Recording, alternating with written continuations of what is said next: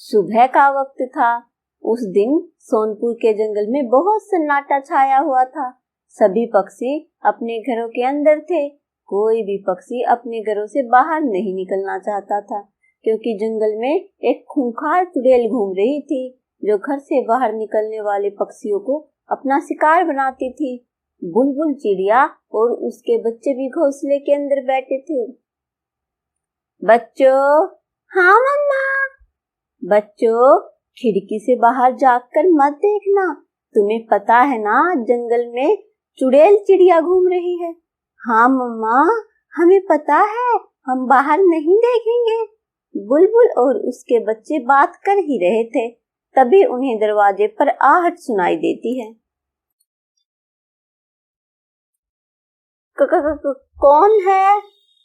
अरे बुलबुल बहन, हम सब आए हैं, दरवाजा खोलो। बुलबुल दरवाजा खोल देती है। सभी पक्षी घर के अंदर आ जाते हैं। अरे बुलबुल बहन, हम सब दाना लेने जा रहे हैं, तुम भी साथ चलो, अपने और बच्चों के लिए दाना ले आना। बिल्लू भाई, अगर मैं दाना लेने चली गई तो मेरे बच्चों के पास कौन रहेगा? बुलबुल बहन, दाना लेने तो जाना ही पड़ेगा, क्योंकि घर में खाने को कुछ नहीं बचा है। बुलबुल बहन, हमें पता है, जब से चुड़ैल चिड़िया आई है, हमारा तो घर से बाहर निकलना ही बंद हो गया है। लेकिन बुलबुल बहन, भूखा मरने से तो अच्छा है कि चुड़ैल ही हमें खा जाए। हाँ बंटू भाई, आप सही कह रहे हो। मेरे घर में भी खाने का दाना नहीं है, इसलिए खाना लेने तो जाना ही पड़ेगा। उन सब पक्षियों में एक ज्ञानी उल्लू था, जो उन सब पक्षियों से उम्र में बड़ा और समझदार था। देखो बेटा, संकट बहुत बड़ा है, हम सबको मिलकर इसका सामना करना होगा। यदि हम सब इकट्ठे होकर खाना लेने जाएंगे तो वो चुड़ैल हमारा कुछ नहीं बिगाड़ पाएगी। सभी पक्षी ज्ञानी उल्लू की बात से सहमत हो जाते हैं, लेकिन बुलबुल को एक परेशानी थी। बाकी पक्षियों के बच्चों के साथ उनकी माएं थी तथा बच्चों के पापा खाना लेने जा रहे थे। बुलबुल के जाने के बाद बुलबुल के बच्चे घर में अकेले रह जाते। बच्चों, हम सब खाना लेने जा रहे हैं, शाम तक लौट आएंगे।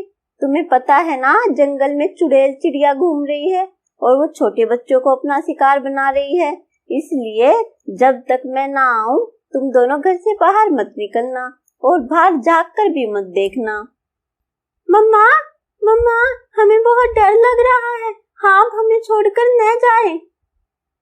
बच्चों, चुड़ैल घोंसले के अंदर नहीं आएगी, इसलिए तुम डरो मत, हम जल्दी लौट आएंगे। ये कहकर सभी पक्षी दाना लेने चले जाते हैं।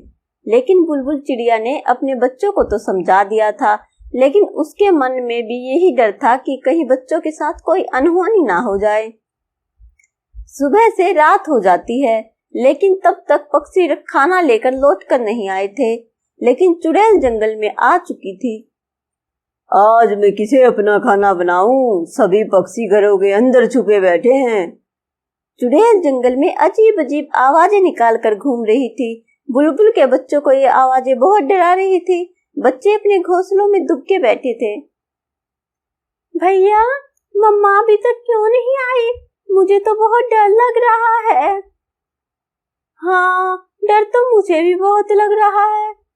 चिड़िया के बच्चे आपस में बातें कर ही रहे थे, तभी उन्हें दरवाजे पर आवाज सुनाई देती है। बच्चों, बच्चों, देखो मम्मा आ गई, अब दरवाजा खोलो। सोनू दरवाजा खोलने के लिए तैयार हो जाता है, लेकिन तभी सोनी उसे रोक देती है। रुको भैया, हो सकता है ये मम्मा न हो और वो चुड़ैल हो। हाँ सोनी, हो सकता है, लेकिन हम ये कैसे पता करें मम्मा है या चुड़ैल है? आज तो इतना अच्छा शिकार मिला है, इसे खाकर तो मजा ही आ जाएगा।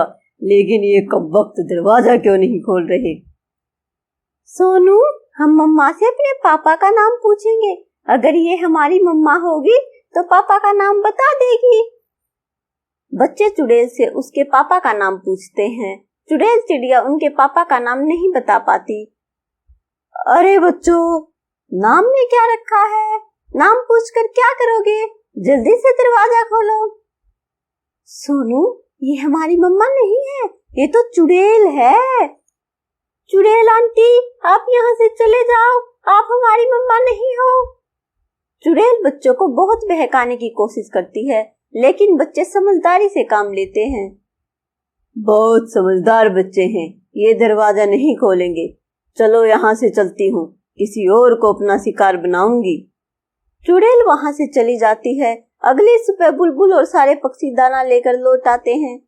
बुलबुल के आने पर बच्चे उसे सारी बात बताते हैं। बच्चों की बात सुनते ही बुलबुल बच्चों को गले से लगा लेती है और उसके बच्चों की जान बचाने के लिए ईश्वर का बार बार शुक्रिया अदा करती है।